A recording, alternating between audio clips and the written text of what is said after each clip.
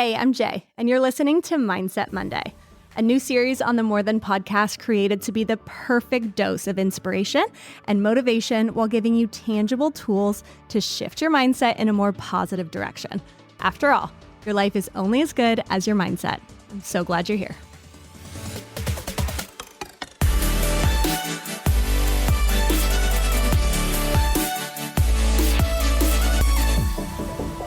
Y'all, this episode is going to be a good one, and you are going to leave with a total mindset shift. This thought came to me yesterday morning, and I cannot stop thinking about it, and I'm so excited to share it with you guys, but I do want to preface, it's going to be a little bit of tough love, but just know I'm giving myself the tough love just as much as I'm giving it to you. So y'all ready for this one?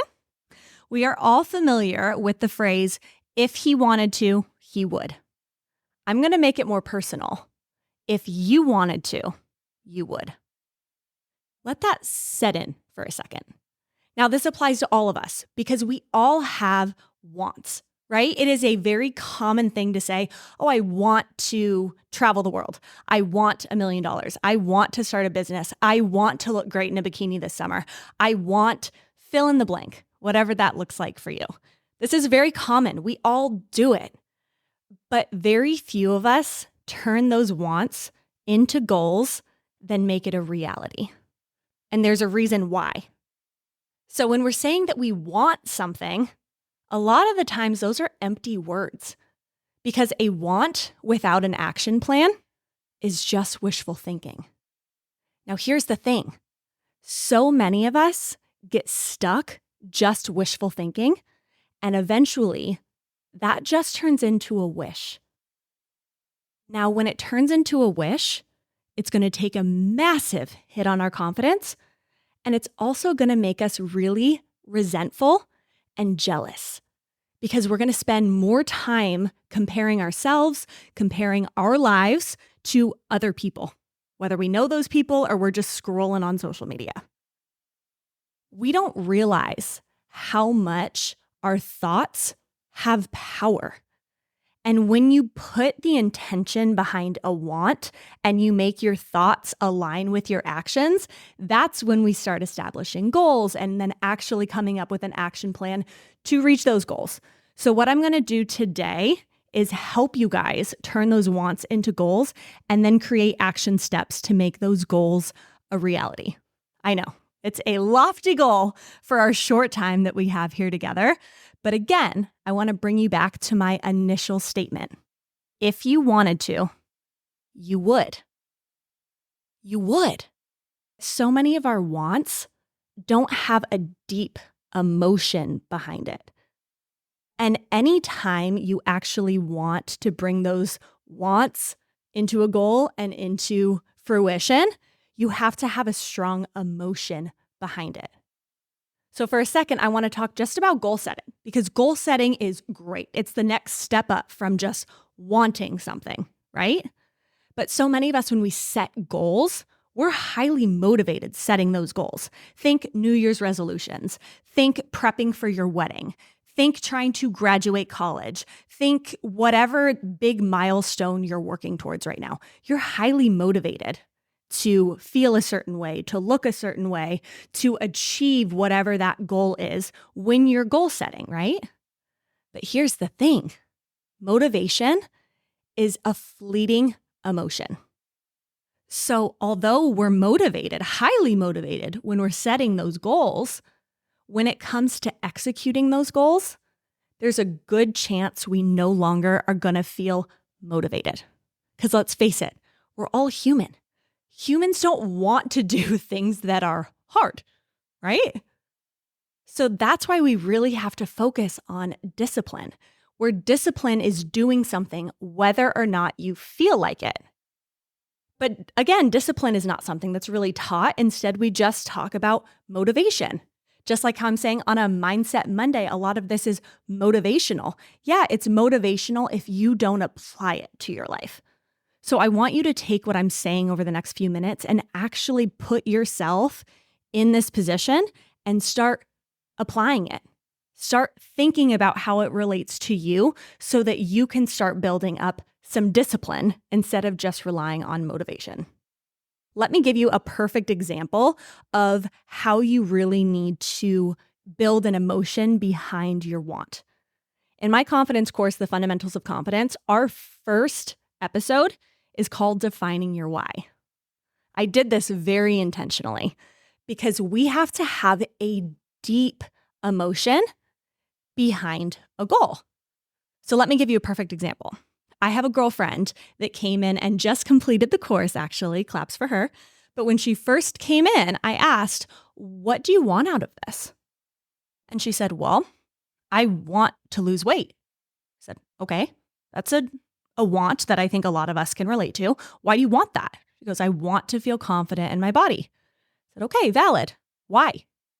She thought about it for a while and she goes, "Well, because if I was confident in my body, I wouldn't spend so much time being insecure, and I feel like I would be better in my business. I feel like I could show up for myself and for others better." I said, "Okay, we're getting somewhere."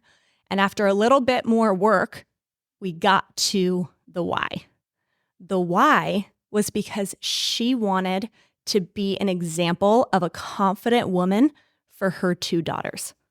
She wanted to instill confidence in them. You can't give something or instill something in somebody else that you yourself do not possess. This is a powerful why, because when that motivation fleets away, which it will, your discipline can kick in because that why is so powerful. So I challenged her, think about it this way. How many times throughout the day do you criticize yourself, either out loud or in your head when you're getting ready, when you're looking at yourself in front of the mirror? How often do you do that? She goes, "All the time. I can't look at myself in the mirror without doing it." And I said, "Okay, so I'm going to challenge you. What if you said what you're thinking out loud in front of your girls? How would that make you feel because of the impact you know that you're making on them? Their little ears are looking up to their superhero, their mom, and hearing their mom tear themselves down. What do you think that's doing to them?" And obviously, this sparked a lot of emotion, and it's a hard truth, but it's the truth. And once she started becoming cognizant of that, then I said, now start thinking about yourself in a way that you would be proud of if your girls heard.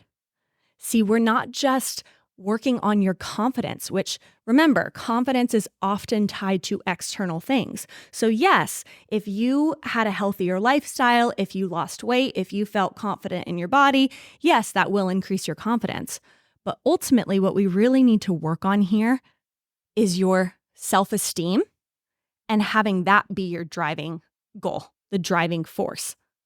And once your self-esteem and your confidence are in sync together, that's where you hit that sweet spot. But again, you can't instill something in somebody else that you yourself do not possess. So take this example and make it your own. What do you want? Do you want to start your own business? Why? Is your why because you don't like working for somebody else? That's a valid why, but let's go deeper. Is it because you want to dictate your own schedule? Valid, but let's go deeper. Is it because you know that you are capable of executing the vision in your head better than you've seen others do it? Yes? Okay, we're getting somewhere. If we keep peeling back those layers, ultimately we're going to come down to the fact that you want to be purpose-driven. You want to create something that allows you to be in control of your time. Time is our most precious commodity. And if you don't like working for somebody else, you don't like being able to dictate your schedule, so you want to be able to become an entrepreneur so you can dictate your own schedule, and that's your only driving force, when things start to get hard, when you need to start making some big decisions and taking action into building a business, you're not going to have that motivation there. That drive's not going to be there. And it's okay if ultimately you come back and peel back all these whys and say, the reason I want that actually isn't that powerful. Maybe there's something else that I want instead. Maybe I start looking at my job or my career is just my job and my career, and I don't find fulfillment or my purpose out of it. Maybe I look at my job to afford me the lifestyle that I want so that I can positively impact other people, so that I can travel, so that I can have more flexibility in my schedule, so I can provide for my family. See, when you sit down and actually think and write out why you want something, then you can start putting together an action plan of how you're going to accomplish that. But this defining your why step builds a lot of self-awareness. We are all individual. We want individual things. That, yeah, it might sound great. I want to own my own business. I want to travel the world. But when you sit down with yourself, you're like, do I actually want to travel the world, or do I just want to go to California? Do I want to just go to Mexico? Do I want to just go to Italy and drink an Aperol Spritz? That's not traveling the world. That's going to one specific place. Okay, now that you know that, then let's start building up an action plan that allows you to do that. That self-awareness piece is so powerful.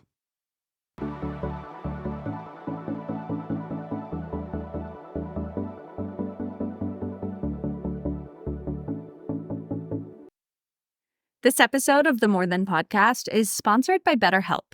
If you've been listening to our podcast for a while, you know that it's no secret I'm a huge advocate for therapy. Therapy's not only helped me through many difficult seasons, but it's given me so many tools that have positively affected every other area of my life. One of those tools was becoming aware of my mindset and the impact that it has on my overall mental health. Becoming mindful of what's happening in my mind sounds very simple, but it's something that very few of us intentionally do. I'm sure many of you listening right now can relate to this, but I always have dozens of thoughts running through my mind. Learning how to take control of those thoughts has directly decreased my anxiety, and it's improved my mental health overall. There's this phrase that I love. It says, you have the power to change your thoughts, and your thoughts have the power to change your life. Now, I stand by the fact that therapy helped change my life. And what I love about our sponsor, BetterHelp, is that it's entirely online, designed to be convenient, flexible, and suited to your schedule. To get started, you fill out a brief questionnaire, and they match you with a licensed therapist.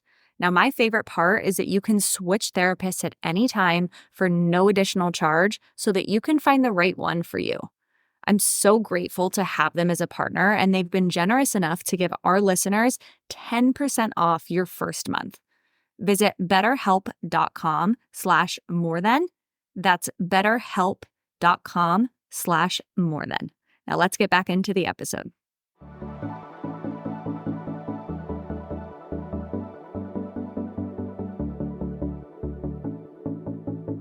So again, the first step in turning your want into a goal is defining your why. The next step is visualization. Now, visualization, especially if you've never done it before, is hard, it's complicated, and it can feel ineffective if you don't really know what you're doing. And let's face it, none of us really know what we're doing. But once you can define your goals, you come up with your why, then start visualizing.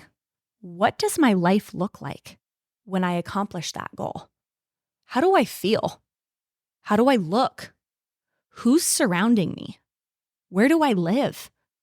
People that are really good at this can actually trick their bodies and their minds into believing they've already accomplished this. This is science-backed, people, and I'm not going to bring you a whole bunch of scientific research here, even though you know that I love that stuff. There's so many amazing podcasts that if you really want to know the science behind this, you can dive into it.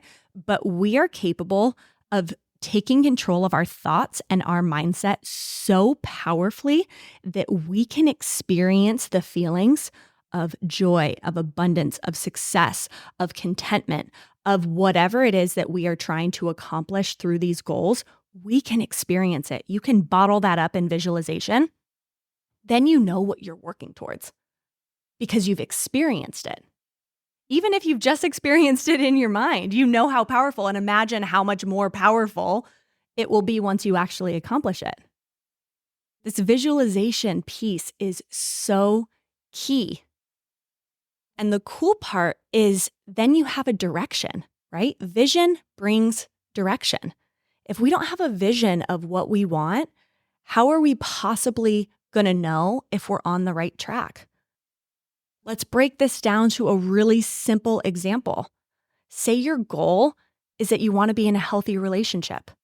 Okay, so the vision is a healthy relationship that is full of peace and safety and bliss and unconditional love and support.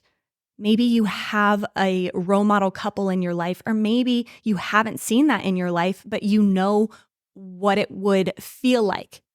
Okay, so if that's your goal, if you want a healthy relationship, then why are you settling for people that are not meeting your standards? Why are you settling for toxic partners? Why are you settling for less than you deserve? Why are you in a relationship with a fixer-upper? Because a healthy relationship is not possible if you're not with somebody that has a similar vision and a similar direction as you. You are going to butt heads nonstop if you are in a relationship with somebody that does not have the same vision as you. Vision brings direction. And that can help you right now. Maybe you're in a season of dating and you're trying to decide, oh, should I give this person a chance? Or you've been in a relationship for a while and you're like, I don't love these things, but like, hopefully they'll just grow out of it. Hopefully they'll change. No, sis. No. If you are seeing things right now that don't align with the vision that you have for yourself, for the partnership that you hope to build, and for the person that you want to build that with, you are going to get lost. You are not going to have proper direction. And it's going to take you a hell of a lot longer to get to that place. And unfortunately, it's going to cause a lot of you to settle. And that's the last thing in the world that I want for you. So again, visualization is such a key element to turning your wants into goals. I was listening to the Mel Robbins podcast yesterday, and she always says things that just like speak to my soul. But yesterday, she said something that is so simple but so complex at the same time. She says, easy decisions make life hard, but your ability to make hard decisions makes life easy. Now, let me break this down for you in a very real world example. Let's say your want and your goal as you're listening to this episode is, I want to become a morning person so that I can carve out time for myself. So the easy decision is to snooze your alarm clock tomorrow morning. The easy decision is to skip your workout. The easy decision is to not make any changes. But ultimately, what does that do? That keeps you stuck. That makes life hard. That makes it so you feel like you are not achieving the things that you actually want to achieve, that you are not living up to your potential. That's hard. Living in a place, living in your own body, knowing that you are not living up to your potential is a very difficult thing that a lot of us face. So let's flip that. Your ability to make hard decisions makes life easier. So what does that look like if you're trying to become a morning person? That looks like tomorrow when your alarm goes off, you get up. That looks like sitting down and actually creating a morning routine for yourself and sticking to it even when you don't feel like it. That means finding an exercise or a movement that feels good for you and continuously showing up for yourself. These are hard decisions in the beginning because it goes against what our habits are. Breaking a habit and building a new habit is extremely hard to do. It takes anywhere from 22 to 66 days to even begin building a habit. And the only way we can do that is through consistency. So I'm bringing it all the way back to defining your why. It's a hell of a lot easier to be consistent when you have a why and a purpose that is driving you. Listen, this is all so connected. I said in the very beginning that a want without an action plan is wishful thinking. If you allow that to happen for too long, your wishful thinking is just going to turn into a wish. And that's going to take a major hit on your confidence. Why? Because confidence comes from keeping the promises that we make to ourselves. When you are setting a goal, you are making a promise to yourself because you are setting an intention to achieve that goal. Nobody writes out a goal saying, never, ever, ever going to happen, but I'm just going to put this out there just because. No, when we're writing down that goal, we are motivated to make that happen, right? Again, confidence comes from keeping the promises we make to ourselves. So if you don't do it, if you don't show up for yourself, if you don't align your actions with your words and your intentions, ultimately what you're showing to yourself is that you're not trustworthy. You can't be confident if you can't trust yourself. It is all so connected. And it sounds so simple to just say, I want something. So I challenge you this week, go into your day, into your week, and write down, what do you want? Then really think about, do I actually want this? Am I actually willing to put the action steps behind this want? Do I want to turn this want into a goal? And hey, there's going to be a bunch of things on that paper that sound really great in theory, but it doesn't feel true to you. You don't ultimately want it bad enough to actually work for it. And that's okay. Establish the handful of things that you actually want. Take those wants, turn it into a goal.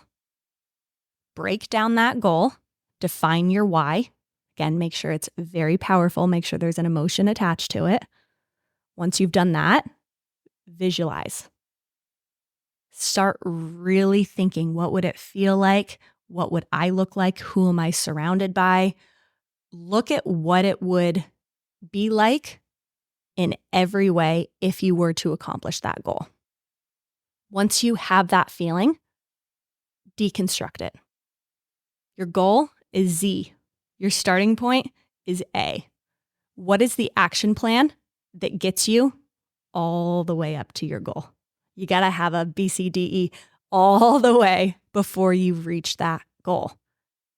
But the people that create action plans to accomplish things and then maintain discipline to actually accomplish it are the people that we admire. They're the people that we look up to. Those are the people that are living big, fulfilled, content lives. You are capable of this. I am capable of this. But you got to align your thoughts with your actions, with your intentions, and figure out what you want.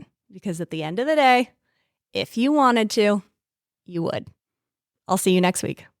If you're loving our pod, please take a moment to follow, download, rate, review, and most importantly, share with a friend. These small steps help us continue bringing amazing content every single week. Make sure you're following us on Insta at More Than Ink and subscribe to our newsletter at morethanink.com for exclusive More Than merch drops and info on in-person meetups. We appreciate you chilling with us and are always here to remind you you are so much more than.